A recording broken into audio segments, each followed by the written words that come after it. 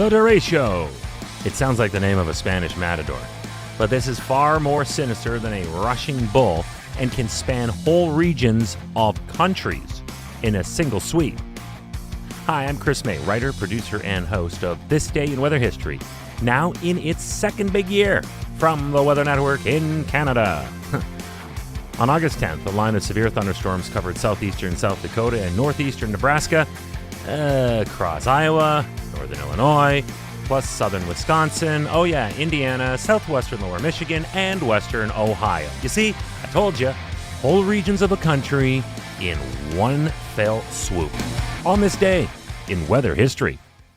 That landmass that I was talking about just now stretches 770 miles. That is a staggering 1,240 kilometers.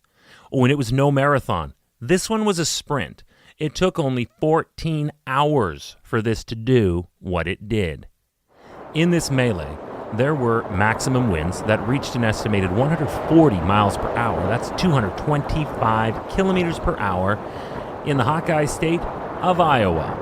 That is the equivalent to winds associated with an EF3 tornado, by the way.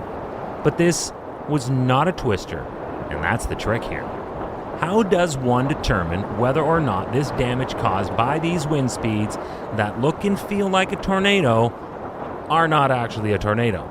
The survey teams will look for, among other evidence, the direction of the damage, the footprint, if you will. For instance, structural damage and downed trees were widespread. Every school in the Cedar Rapids Community School District, that's Iowa's second largest, by the way, sustained at least some damage from the derecho. Power was knocked out to almost 2 million customers, with some without power for days, others weeks. And keep in mind, this is part of the breadbasket of America, an agricultural juggernaut. The storm damaged millions of acres of corn and soybean crops. The destruction was so widespread and severe that it could actually be seen in real time from satellite imagery. Welcome to year 2 of this podcast. Right now, you're listening to the full version of today's story on your favorite podcast provider. But there's also the daily podcast video short. They're shot right here in my podcast recording studio, so you get that perspective. And oftentimes, they will include visuals from that day's event, from when it happened, in weather history. So after listening to the full story, go check out the podcast video short on television or online anytime at theweathernetwork.com/weather history. Okay, let's dial it back again to the fact that a derecho looks like and feels like a tornado, but is not. I will explain this weather phenomenon in a moment, but first consider this. The damage that was caused here was on par with the damage that was caused by the April 2011 and May 2011 tornado outbreaks. These 3 storms are among the costliest U.S. severe weather events of the last 40 years, as noted by the U.S. NOAA Group. Yet, one of these was not a tornado. Like a tornado, a derecho is a widespread, long-lived storm that is associated with a fast-moving group of severe thunderstorms. These are commonly referred to as an MCS, or mesoscale convective system. You hear us say that on the television all the time, but very rarely do many actually explain it. The difference is that while tornadoes are a severe and sudden narrow updraft column of air, the derecho is a powerful downdraft, sweeping formation of straight-line winds.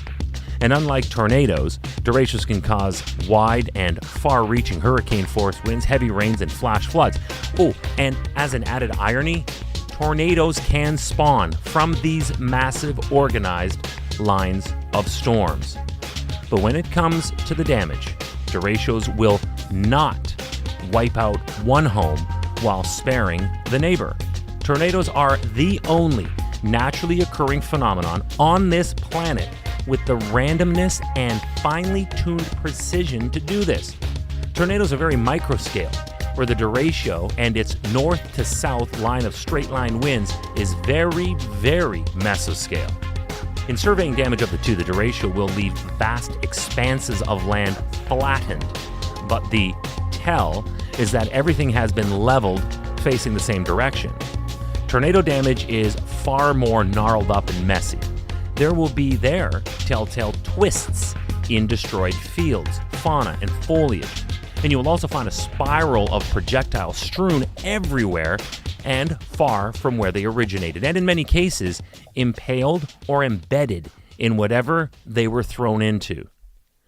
Yes, this was definitely a derecho for the ages that happened across all of the Midwest of the United States this day in weather history. Tomorrow is August 11th, and we are climbing into the TDIWH time machine to travel back nearly 250 years ago when one of the greatest life-giving vents to the center of the earth jumped to life for the first time. This was indeed the first ever eruption of Mount Papandayan. Tomorrow on This Day in Weather History with me, your host, Chris May.